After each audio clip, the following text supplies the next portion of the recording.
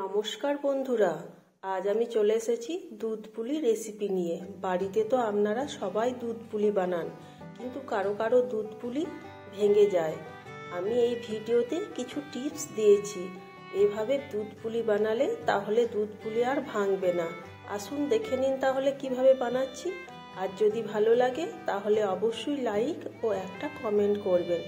আপনাদের একটা লাইক এবং কমেন্টে আমাদের মনের জোর অনেকটাই বাড়িয়ে তোলে। আমি একটা ওভেনে কড়াইয়ে জল বসিয়ে দিয়েছি কিছুটা। এবার আমি এর মধ্যে 1 চামচ লবণ দিয়ে আমি ঢাকা দিয়ে ফুটতে দিয়ে দিলাম জলটা ফুটে উঠেছে। এবার ঢাকনা খুলে নিলাম। একটা পাত্রের মধ্যে আমি কিছুটা পরিমাণ চালের গুঁড়ো নিয়েছি। এবার এই ফুটন্ত জলটা অল্প অল্প করে দিয়ে চালের গুঁড়োটা মেখে নিতে হবে। খেয়াল রাখবেন, এই চালের গুঁড়ো মাখাবার সময় কিন্তু ফুটন্ত জল দিতে হবে। কুসুম কুসুম জল অথবা ঠান্ডা জল দিলে পিঠে ভেঙে যাবে। আরও কিছু আছে টিপস।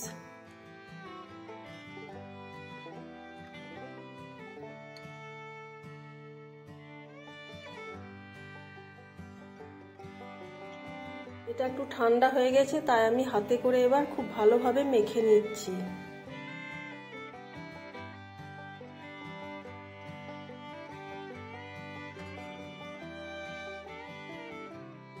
এবার একটা আমি ভিজে ন্যাকড়া ঢেকে দিলাম আধ ঘন্টার জন্য।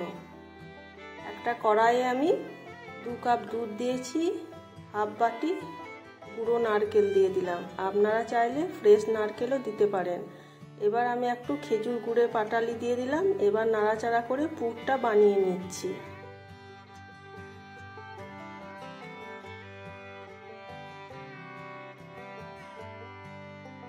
আর একটু নাড়াচাড়া করে টাইট করে নেব।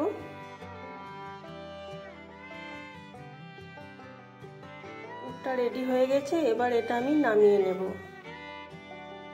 একটা পাত্রের মধ্যে আমি কিছুটা পরিমাণ ডো নিয়েছি এবং পুরটাও আমি বাটিতে তুলে নিয়েছি। এবার আমি অল্প অল্প করে লেচি কেটে নিলাম। প্রথমে গোল বলের মতো করে এভাবে আমি বাটির মতো শেপ দিয়ে একটু পুর ভেতরে রেখে এভাবে আমি মুখটা মুড়ে নিচ্ছি।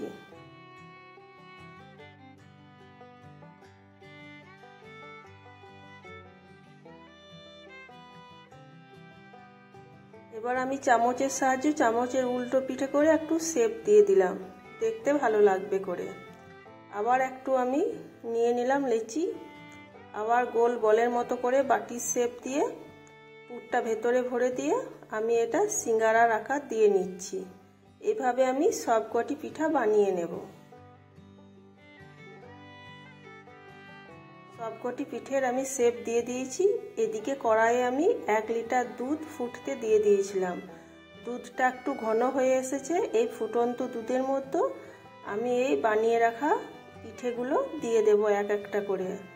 এদিকে খেয়াল রাখতে হবে যে দুধটা ফুটতে হবে, ঠান্ডা দুধে দিলে চলবে না। এবার কয়েকটা ফেটিয়ে রাখা এলাচ দিয়ে দিলাম। পিঠেগুলো ভেসে উঠেছে, তাহলে বুঝতে হবে পিঠেগুলো সেদ্ধ হয়ে গেছে। দুধটা আর ঘন করা চলবে না, তাহলে যখন ঠান্ডা হবে তাহলে খুব তখন ঘন হয়ে যাবে। এবার আমি এর মধ্যে কয়েক চামচ গুঁড়ো দুধ দিয়ে দেবো। এটা অপশনাল। যত এই দুধ পুলি পিঠেতে দুধের পরিমাণ বেশি থাকবে তত খেতে মজা লাগবে। এবার আমি এটা একবার নাড়াচাড়া করে নেব আলগা হাতে।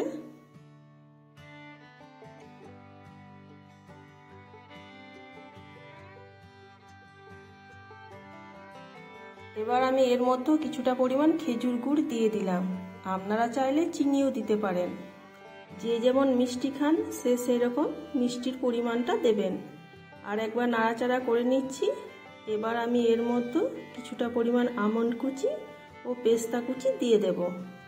এবার এটা আমি নামিয়ে নেব। বন্ধুরা, আজ আমার এই দুধ পুলি রেসিপিটা আপনাদের কেমন লেগেছে অবশ্যই কমেন্ট করে জানাবেন। আর অবশ্যই এভাবে একদিন বাড়িতে ট্রাই করে দেখবেন। এবার আমি নামাবার আগে 1 চামচ ঘি দিয়ে দিলাম। আমি কয়েকটা তুলে দেখিয়ে দিচ্ছি, দেখুন একটাও পিঠে আমার ভাঙেনি। আর আমার রান্নার রেসিপিগুলো যদি আপনাদের ভালো লেগে থাকে তাহলে অবশ্যই লাইক, কমেন্ট এবং বন্ধুদের সাথে শেয়ার করবেন। এখনো পর্যন্ত আমার চ্যানেলটা যারা সাবস্ক্রাইব করেননি, প্লিজ চ্যানেলটা সাবস্ক্রাইব করে আমার পাশে থাকার অনুরোধ থাকলো। তাহলে আবার দেখা হচ্ছে নেক্সট কোনো নতুন ভিডিওতে।